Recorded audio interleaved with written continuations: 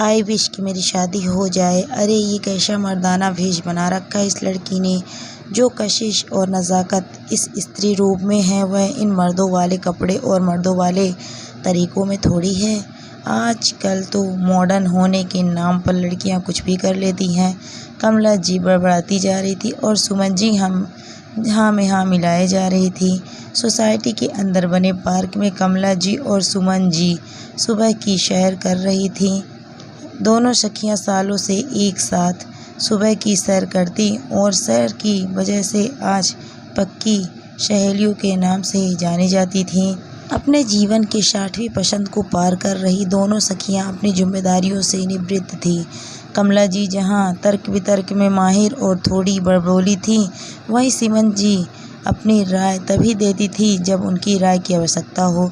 कमला जी कुछ दिनों से चिड़ी चिड़ी सी रहती थी क्योंकि सोसाइटी में आई नई लड़की के लिबास और तरीके थोड़े अलग थे और सुबह की सैर में वह रोज़ उन्हें मिल जाती थी।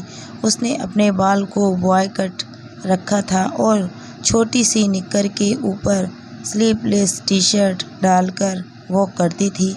आज भी वह वॉकिंग कर रही थी। कभी कभी जॉगिंग करते हुए उनसे आगे हो जाती तो कभी थक कर धीमे होकर उनके पीछे पीछे चलती। जानती है सुमन, ये लड़की 30 साल की होगी लगभग। न सिंदूर लगाया है, न चूड़ी पहनी है, न मंगलसूत्र। इसका मतलब है शादीशुदा भी नहीं है।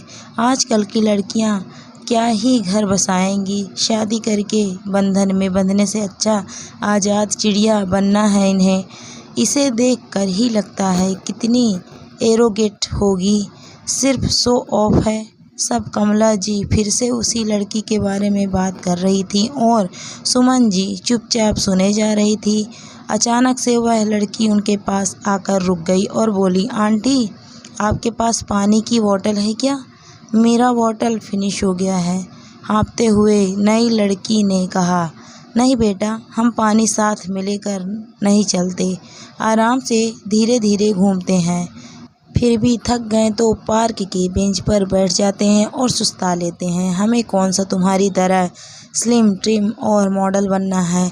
तुम तो घंटों वॉक करती हो, कभी दौड़ती हो, कभी भागती हो। कमला जी अपने दिल भड़ास निकाल दी।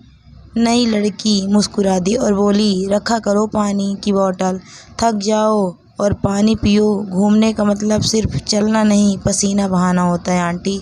स्वास्थ्य ही धन है, इसे संभाल कर रखना चाहिए। बोलकर लड़की फिर से जॉगिंग करते हुए आगे जाने लगी। कमला जी ने लड़की की बात दिल पर ले ली। उन्हें भी पता था कि लड़की ने सही कहा, परंतु वैचारिक मतभेद और जनरेशन गैप की वजह से उन्हें उनकी बात बुरी लगी। सुन बेटा, रुक एक मिनट। बात तो तूने सही कहा कि पसीने बहाना चाहिए, लेकिन किस लिए? तुम्हारी तरह मॉडल कैसे दिखने के लिए? अब हमारी उम्र नहीं रही मॉडल बनने की। हमारे ज़िंदगी का ये 60वां बसंत चल रहा है। इस उम्र में आओगी तब पता चलेगा कि तेज चलने के लिए घुटनों में भी जान चाहिए होती है और कमर भी सीधी होनी चाहिए होती है। ये पसीने बहाना या जॉगिंग करना नए ज़माने के चोचले हैं। कमला जी ने व्यंग्यात्मक लहजे में कहा, नहीं आंटी, मॉडल जैसा दिखने के लिए नहीं, स्वस्थ रहने के लिए जॉगिंग और तेज कदमों से चलना ज़रूरी है।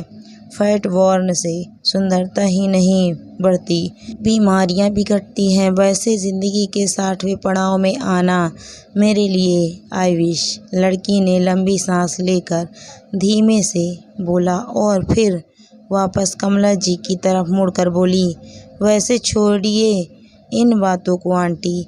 माई सेल्फ आरती आपके सोसाइटी में महीने भर पहले शिफ्ट किया। नई लड़की ने कमला जी की तरफ अपना हाथ बढ़ाया और उनके हाथों को अपने हाथ में लेकर मुस्कुरा पड़ी। उसके हाथों की गर्माहट में कमला जी को अपनापन सा लगा। इस बार कमला जी भी मुस्कुरा पड़ी। उसके जाने के बाद कमला जी थोड़े तेज कदम से वॉकिंग करने लगीं। कहीं न कहीं उसकी बातों से वह प्रभावित हुई थी। देख कमला तो इसके बारे में कैसे कैसे अनुमान लगा रही थी। उसके कपड़े और बालों के स्टाइल तुझे पसंद नहीं थे, इसलिए अपने मन में तूने सोच लिया ये एरोगेट होगी। कितने आदर से इसने तेरी बातों का जवाब दिया। हर बात के दो पहलू होते हैं, सकारात्मक और नकारात्मक। इसका स्टाइल इसकी पसंद है, ना कि शो ऑफ। सुमन जी ने कमला जी को समझाते हुए कहा, सही कहा तूने। वैसे एक मुलाकात में ये समझना मुश्किल है। खैर, इन बातों से हमें क्या लेना देना, पड़ोसी है, कौन सी मेरी रिश्तेदार ठहरी, कमला जी बोली। दोनों सखियां 1 घंटे सैर के बाद लौट गईं, जबकि आरती अभी भी वॉक कर रही थी, पसीने से सराबोर, थकी थकी सी। उस दिन के बाद धीरे धीरे दोनों सखियां आरती से घुलती मिलती गईं। रोज़ सुबह की सैर में उसके साथ सैर करना, उसका अपनापन और उसकी सकारात्मक बातें और स्वास्थ्य से जुड़े टिप्स दोनों बुजुर्गों के लिए मनोरंजन की तरह हो गया। कमला जी भी उसके ऊपरी दिखावे को नज़रअंदाज करने लगी। शादी के बारे में जब भी कमला जी उससे पूछती तो आरती बोलती, आई विश कि मेरी भी शादी हो, और हंसकर बात टाल देती। कमला जी सोचती शायद शादी ना करने की वजह कैरियर है। एक दिन अचानक वॉकिंग करते हुए आरती को चक्कर आ गया। कमला जी और सुमन जी ने किसी तरह उसे संभाल कर घर भेज दिया। कमला जी ने आरती को डांट लगाई, खाओ पियो, जरूर तुम डाइटिंग करती होगी, इस उम्र में चक्कर आते हैं तो हमारी उम्र में आने पर क्या होगा। उनकी बातों को सुन फिर आरती बोल पड़ी, आपकी उम्र में आना आई विश। फिर मुस्कुराकर अपने घर की ओर चल पड़ी। इस बात को 2 सप्ताह हो गए। आरती सुबह ही शहर में नहीं दिखती। दोनों सखियां उसे बहुत मिस करती। उसका फ़ोन भी बंद था। गार्ड से पूछा तो पता चला आरती बीमार है और हॉस्पिटल से आज ही आई है। अंत में हार कर दोनों सखियों ने आरती के फ्लैट नंबर का पता कर उसके घर का डोरबेल बजा दिया। डोर किसी लड़की ने खोला, दुबली पतली सी, आंखों पर मोटा चश्मा और सिर गंजा। वो आरती इसी फ्लैट में रहती है क्या? लगता है हम गलत फ्लैट में आ गए, कमला जी बोलकर वापस मुड़ने लगी। तभी पीछे से आवाज आई, नहीं आंटी, आप सही फ्लैट में आई हो। कमला जी और सुमन जी ने मुड़कर देखा तो हैरान हो गईं। वह गंजी लड़की कोई और नहीं आरती थी। ये क्या हाल बना रखा है, ये क्या हो गया तुम्हें? दोनों सखियां एक साथ चीख पड़ी। आंटी, आप लोग अंदर आओ और सोफे पर बैठो, मैं सब बताती हूँ। आरती उन्हें अपने घर के अंदर ले आई। कमला जी और सुमन जी के साथ आरती भी रो रही थी। आरती की बातों को सुन दोनों सखियों का दिल बैठ गया। आरती कैंसर से ग्रसित थी। एक संघर्षमय जीवन व्यतीत करने वाली आरती अनाथालय में पड़ी बड़ी थी। जिस उम्र में उसे जीवन साथी की तलाश करनी थी, उस उम्र में उसे बीमारी ने तलाश कर लिया। कीमो की वजह से उसके बाल झड़ते थे, यही वजह से उसने छोटे बाल रखे थे।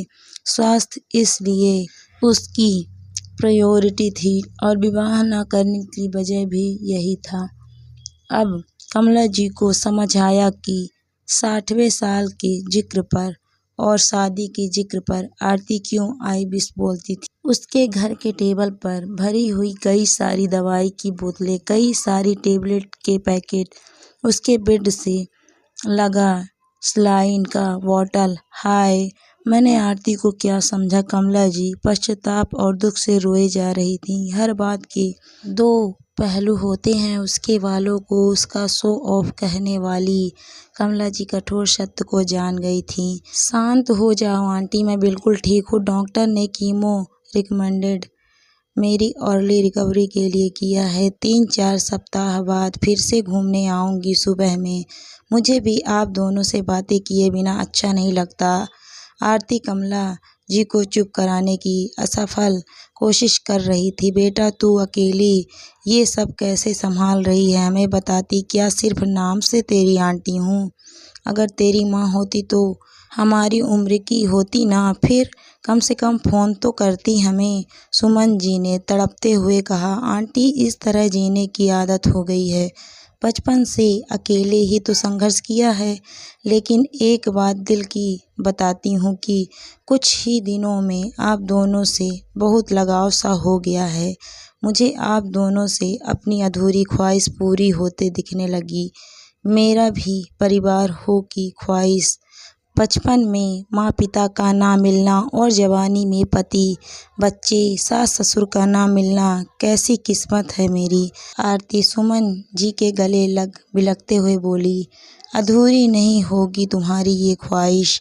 मेरा इकलौता बेटा विदेश में बस गया है। साल 2 साल में सप्ताह भर के लिए आता है। मैं अकेले रहती हूँ। आज ही तू मेरे घर के ऊपर के कमरे में शिफ्ट कर, कमला जी ने भराए आवाज में कहा। तो सुमन जी भी इस पक्ष में बोली, कमला के सामने वाले फ्लैट में मैं और तुम्हारे अंकल अकेले रहते हैं। एक बेटी थी, शादी कर दी। चलो तुम मेरी बेटी की तरह रहोगी। नहीं आंटी, मैं किसी पर बोझ नहीं बन सकती। मैं सब कुछ संभाल लूँगी, आरती बोल रही थी। लेकिन तब तक कमला जी ने मेंटेनेंस ऑफिस में फ़ोन कर सामान शिफ्टिंग की बात कर ली और सुमन जी ने अपने पति को बुला लिया। आज आरती के हाथ थामे 2 माएँ थीं। एक माँ को भी ना पाने की उसकी अधूरी ख्वाहिश 2 माँ के मिलते ही दुगनी हो गई। सभी के आंखों में आंसू थे और आरती ने अपनी फिगर क्रॉस कर रही थी। लिफ्ट आ चुका था। नया घर, नया परिवार, आई विश किसी की नज़र ना लगे। दोस्तों, ज़िंदगी में नज़रिया को बदलना चाहिए। हर बात के 2 पहलू होते हैं। आँखों पर सकारात्मक का चश्मा लगाकर देखिए।